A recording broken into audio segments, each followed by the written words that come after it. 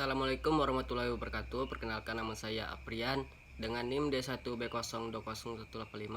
Di sini saya akan menjelaskan sedikit tentang bagian materi dari ekonomi pertanian, yaitu pembangunan pertanian di Indonesia. Apa itu pembangunan pertanian? Pembangunan pertanian adalah suatu proses yang ditunjukkan untuk selalu menambah produksi pertanian untuk tiap-tiap konsumen, yang sekaligus mempertinggi pendapatan dan produktivitas usaha tiap-tiap petani dengan jalan menambah modal dan skill untuk memperbesar turut campur tangannya manusia di dalam perkembangan tumbuh-tumbuhan dan hewan. Dan selanjutnya, menurut garis-garis besar haluan negara dan Pelita 2, pembangunan pertanian ditujukan meningkatkan produksi dengan menuju swasembada karbohidrat non-terigu, sekaligus meningkatkan gizi masyarakat melalui penyediaan protein, lemak, vitamin, dan mineral. Meningkatkan tingkat hidup petani melalui peningkatan penghasilan. Petani memperluas lapangan kerja di sektor pertanian dalam rangka perataan pendapatan, meningkatkan ekspor sekaligus mengurangi impor hasil pertanian. Meningkatkan dukungan yang kuat terhadap pembangunan industri untuk menghasilkan barang jadi atau setengah jadi. Memanfaatkan dan memelihara kelestarian sumber alam serta memelihara dan memperbaiki lingkungan hidup. Meningkatkan pertumbuhan pedesaan secara terpadu dan serasi dan dalam kerangka. Tujuan akhir dari pembangunan semesta ini adalah terciptanya masyarakat yang adil, makmur, baik material maupun spiritual, yang diridhoi oleh Tuhan Yang Maha Esa. Maka dari itu, membangun pertanian yang merupakan bagian dari pembangunan ekonomi harus selalu diarahkan agar dapat tercapai sesuai tujuan tersebut.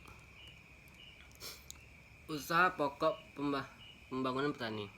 Usaha pokok pembangunan pertanian secara terus kegiatan intensifikasi, ekstifikasi diingatkan melalui rehabilitasi. Intensifikasi adalah upaya meningkatkan produktivitas sumber daya alam seperti peningkatan penggunaan lahan kering, perairan, dan area pasang surut, serta pemanfaatan saran produksi pestisida, pupuk, air, dan lahan lainnya. Ekstensifikasi adalah usaha untuk memperluas sumber daya alam seperti memperluas area panen, baik tanaman pangan atau tanaman perkebunan. Perluasan area tanaman tangkap ikan, area panen baik tanaman pangan atau tanaman tangkap ikan, memperluas penanaman rumput untuk pakan lemak, serta memperluas sumber daya lainnya. Diversifikasi dilakukan sebagai upaya menciptakan keanekaragaman dalam melakukan usaha tani, baik secara vertikal melalui kegiatan produksi hingga pemasaran maupun horizontal, yakni merupakan penyeimbangan antara komoditi dan wilayah. Diversifikasi juga dapat diterapkan dalam pemilihan lokasi pembangunan pertanian, sehingga terjadi keseimbangan antara provinsi maju dan provinsi kurang maju. Rehabilitasi dilakukan untuk memulihkan atau mengembangkan kemampuan daya produktivitas sumber daya pertanian yang rusak atau kritis, serta membahayakan kondisi lingkungan, serta memulihkan kemampuan produktivitas usaha tani di daerah rawan. Hal ini dilakukan untuk meningkatkan taraf hidup masyarakat. Selanjutnya, syarat-syarat untuk pembangunan pertanian. Menurut A.T. Moser, syarat-syarat untuk pertanian meliputi pasaran hasil produksi pertanian, teknologi baru, tersedianya perangsang produksi bagi petani, dan bahan-bahan dan alat-alat produksi secara lokal. Pengangkutan. Salah satu tujuan dari pembangunan pertanian adalah meningkatkan produksi pertanian. Untuk itu dibutuhkan pasaran dan harga yang cukup tinggi untuk memasarkan hasil produksi pertanian.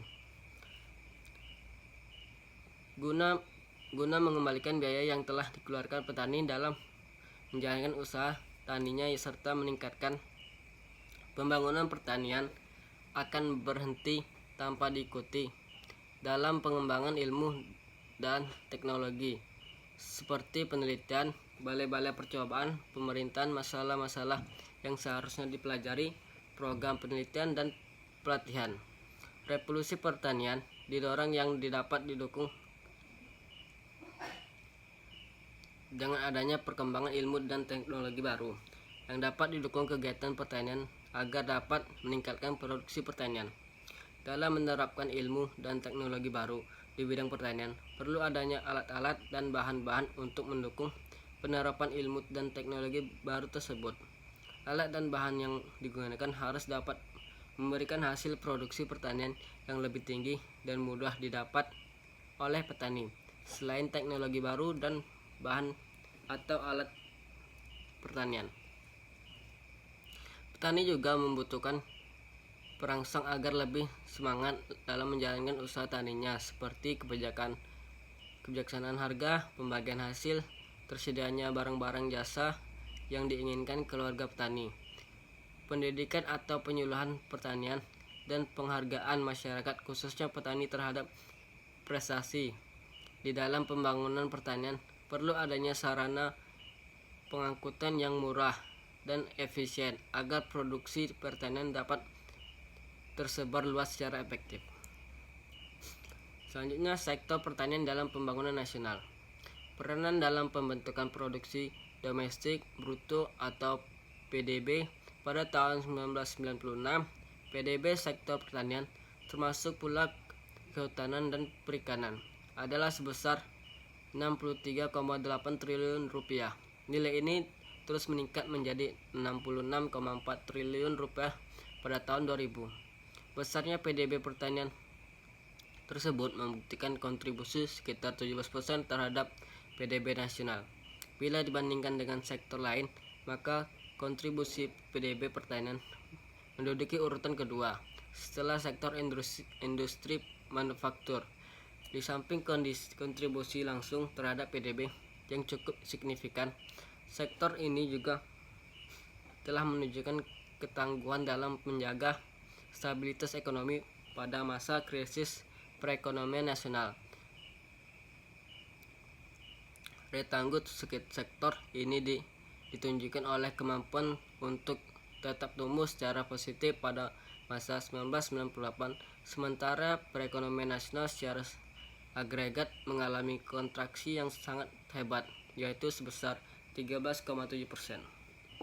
Dalam penyerapan tenaga kerja, sektor pertanian berikan sistem agribisnisnya sangat dominan.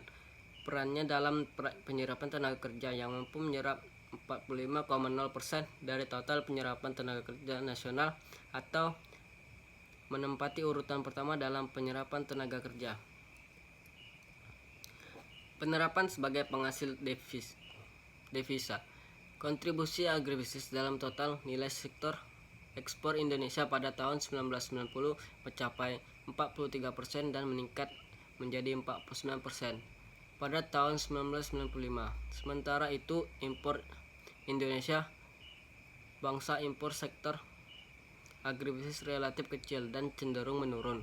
Pada tahun 1990, bangsa impor sektor agribisnis hanya sekitar 24% dan menurun menjadi 16% pada tahun 1995. Selanjutnya, selama masa krisis, ekspor produksi pertanian juga mengalami peningkatan yang cukup besar. Pada tahun 1998, ekspor pertanian tahun 1998 naik sebesar 26,5% dibanding peningkatan ekspor pertanian selama masa krisis 1991 sampai 1998.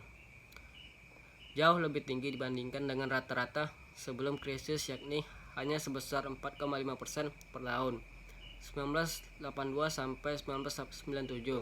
Sebaliknya, ekspor produk manufaktur turun sebesar 4,2% selama 1997 sampai 1998.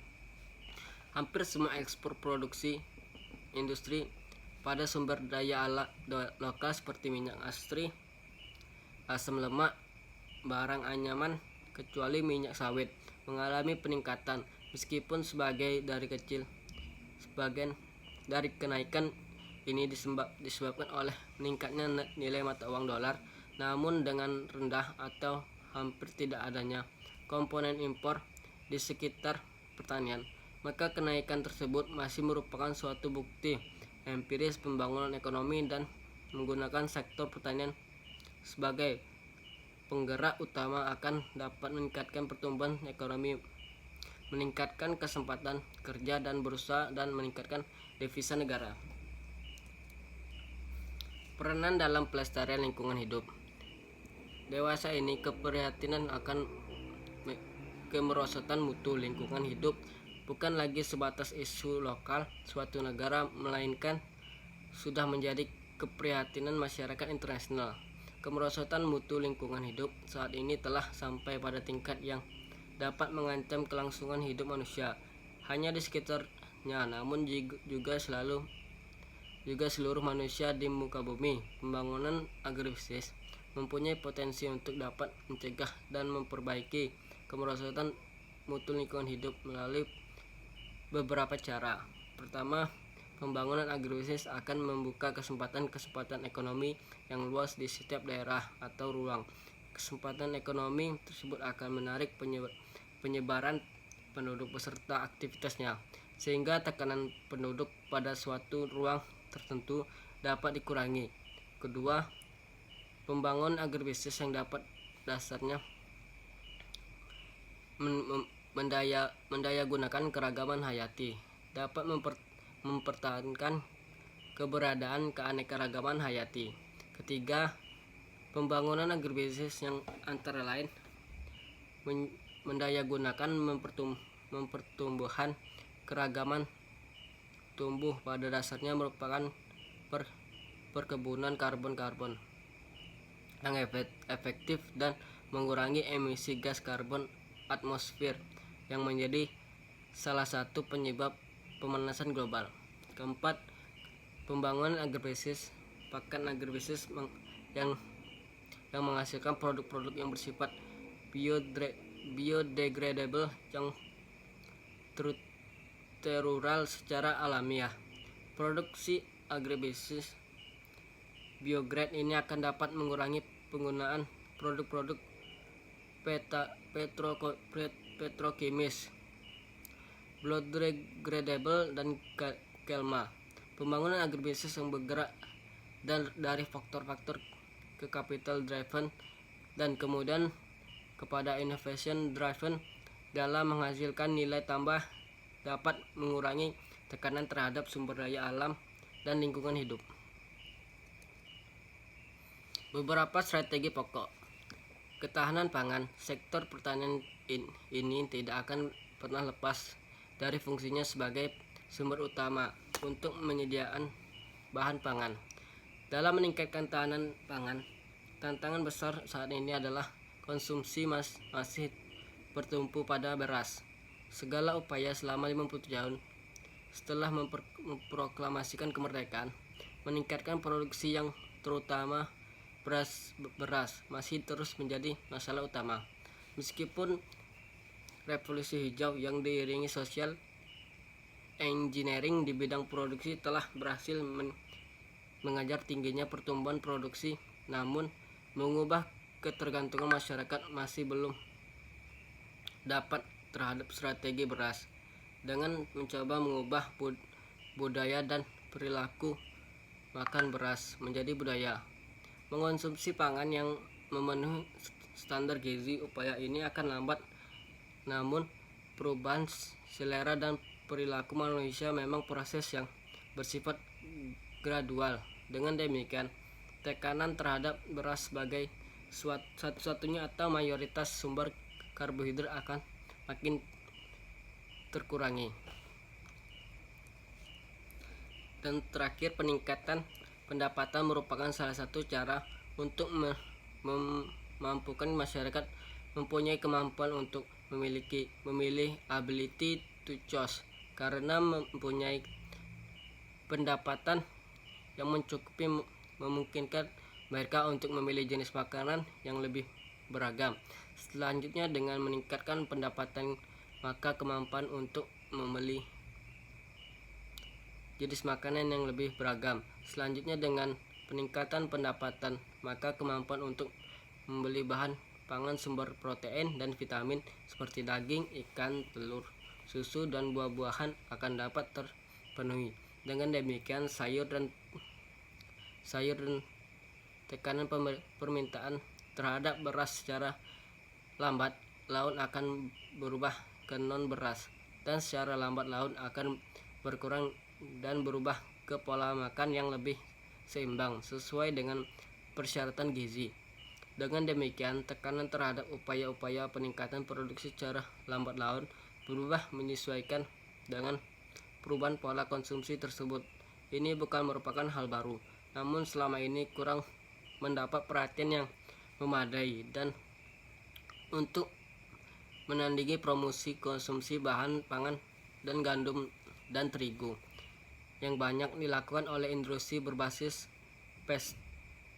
Semakin maraknya pertanian di luar negeri dengan impor beras dan bahan pangan lainnya sebagai impor akibat makin terbukanya pasar global. Sementara kita secara hukum belum dapat menghentikan arus pangan ilegal, maka strategi pengendalian dari sisi pola menjadi semakin penting. Dan demikian pertumbuhan kebutuhan beraslah yang memperlambat sambil terus tetap meningkatkan produktivitas pangan dalam negeri. Demikianlah penjelasan dari saya.